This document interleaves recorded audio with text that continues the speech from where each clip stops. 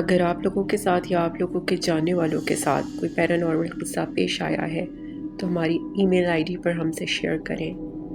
Best story کو select کر کے ہم اسے آپ کے کریڈٹس کے ساتھ نریٹ کریں گے۔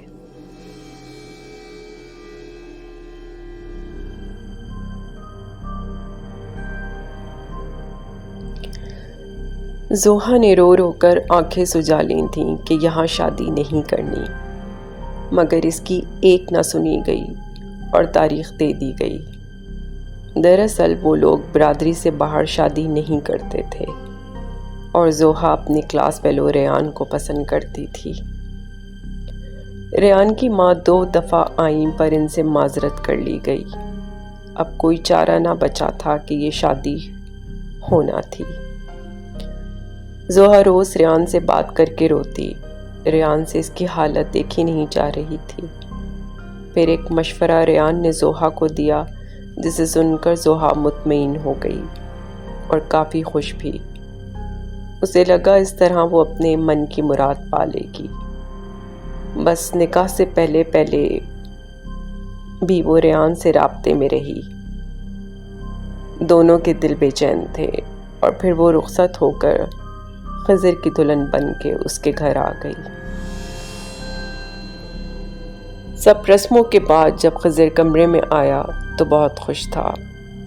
سب نے اس کی خوبصورت دلہن کی بے تحاشا تعریفیں کی ہوئی تھیں۔ وہ اسے دیکھنے کو بے تاب تھا۔ اس نے مسکرا کر سلام کیا اور جواب کا انتظار کیے بنا زوہا کا گھونگھٹ اٹھایا تو وہ ہل کے رہ گیا۔ زوہا کا چہرہ ایسے بگڑا ہوا تھا جیسے اس کا چہرہ نوچا گیا ہو۔ آنکھیں اوپر کو چڑھی ہوئی تھیں اور جیسے ان میں خون اترا ہوا تھا۔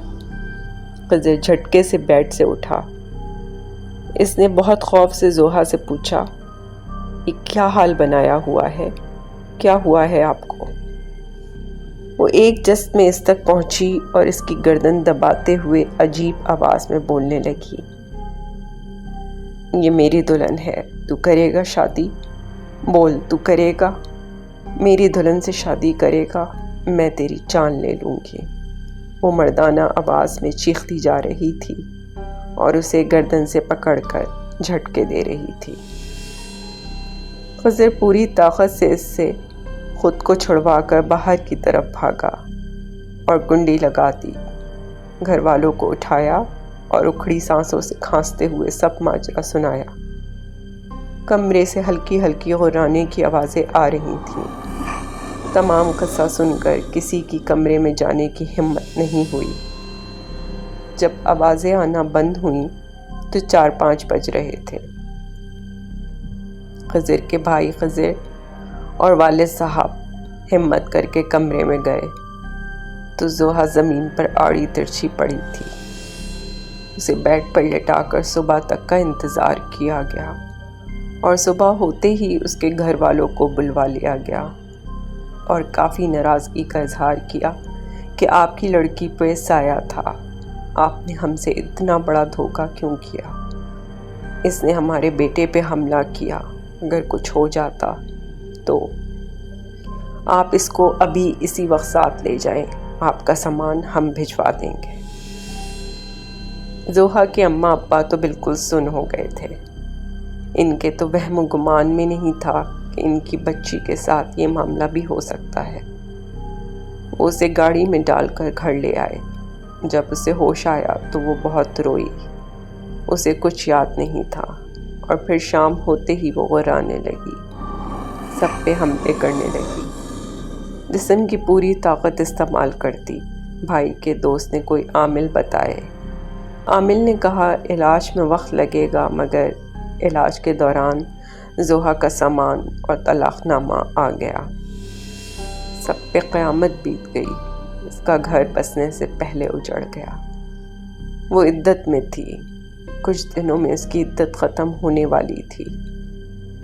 اب اس کا علاج بھی پورا ہو گیا تھا، مگر جسمانی قوت کے بار بار اظہار سے اب اس کا جسم تھکنے لگا تھا۔ کمزور بھی ہو گئی تھی، مگر وہ بہت مطمئن اور پرسکون تھی۔ وہ چھت پر ریان کے ساتھ کال میں مصروف تھی۔ مان گیا ہوں تمہیں ایسی اداکاری کی کہ کسی کو پتہ ہی نہ چلا۔ ریان اس کی آسیبی ڈرامے کی دل کھول کر تعریف کر رہا تھا اور وہ ہنسے جا رہی تھی۔ مشورہ بھی تو تمہارا تھا، لیکن یقین مانو میری آواز ہی خراب ہو گئی ہے مردانہ آوازیں نکال کر، اور اتنی طاقت لگانی پڑتی تھی کہ اب جسم نڈھال سا ہو گیا ہے۔ اس نے تھکے انداز میں کہا، فکر نہ کرو، میرے پاس جب آ جاؤ گی تو میں بالکل فٹ کر دوں گا۔ دیکھو اکیلا نہیں چھوڑا، تمہارے پڑوسی کو پیسے دے کر عامل بھی میں نے ہی بھجوایا۔ ان دونوں کے حساب سے معاملہ بہت خوش اسلوبی سے ان کے حق میں بہتر ثابت ہوا۔ اب بس عدت ختم ہونے کا انتظار تھا تاکہ ریان کی اماں دوبارہ آئیں۔ مغرب کی اذانیں ہوئیں تو وہ کال بند کر کے نیچے آئی۔ موسم سرد تھا، اسے سر کافی بھاری محسوس ہوا اور لگا کہ جسم بھی بخار کی وجہ سے بھاری ہو رہا ہے۔ پیناڈول لے کر وہ سو گئی۔ کچھ دن بعد جیسے ہی اس کی عدت ختم ہوئی، ریان کی والدہ آئیں۔ اس بار زوہا کے والدین منع کرنے کی پوزیشن میں ہی نہیں تھے، بس اگلے ماہ سادگی سے نکاح کا وقت دے دیا گیا۔ پورا مہینہ زوہا خوش تیاریوں میں مگن رہی اور سارا دن اتنا تھکتی کہ گھر آتے ہی اسے شدید تھکن ہونے لگتی۔ وہ کبھی پین کلر لیتی، کبھی ویسے ہی سو جاتی، اور وہ دن بھی آن پہنچا جس کا ان دونوں کو بے چینی سے انتظار تھا۔ ریان بہت ارمان لیے اپنے کمرے میں اپنی دلہن کے پاس گیا، بہت اشتیاق سے اپنی محبت کو دلہن بنا دیکھنے کے لیے گھونگھٹ اٹھایا اور جھٹکے سے دور ہوا۔ زوہا کا پورا چہرہ ناخنوں سے نچا ہوا تھا اور اس کی آنکھوں میں خون اترا ہوا تھا۔ ریان اچھل کر بیڈ سے کھڑا ہوا اور کہا، یہ کیسا مذاق ہے زوہا؟ میرے ساتھ بھی مذاق کرو گی؟ میں تو بڑے شوق سے دلہن دیکھنے آیا تھا، یہ کیا حلیہ بنایا ہوا ہے؟ زوہا نے چھلانگ لگائی اور اس کا گلا دبانے لگی۔ کون دلہن؟ یہ بس میری دلہن ہے۔ تو کون ہے؟ مار دوں گا تجھے، جان سے مار دوں گا۔ اس میں پتہ نہیں کتنے مردوں کی طاقت آ گئی تھی۔ ریان چیخ بھی نہیں سکا اور زوہا نے پوری طاقت سے اس کا گلا دبوچے رکھا۔ اندر سے زوہا کی غرانے اور چیخنے کی آوازیں سن کر باہر سے دروازہ دھڑا دھڑ بجایا جا رہا تھا اور وہ مسلسل غراتے ہوئے ریان کا گلا دباتی گئی جب تک وہ تڑپ کر مر نہیں گیا، کیونکہ اس بار آصف اصلی تھا۔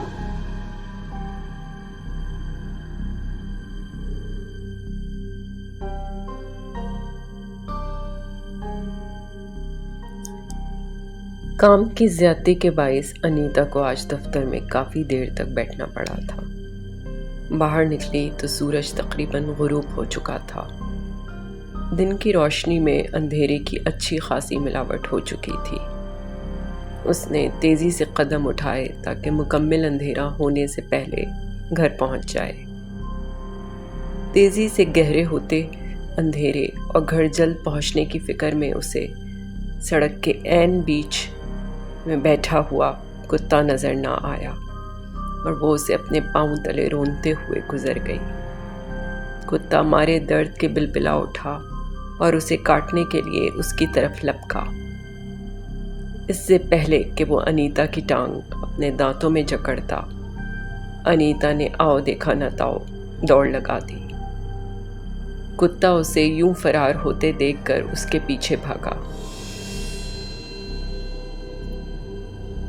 وہ مارے خوف کے اندھا دھند بھاگتی جا رہی تھی۔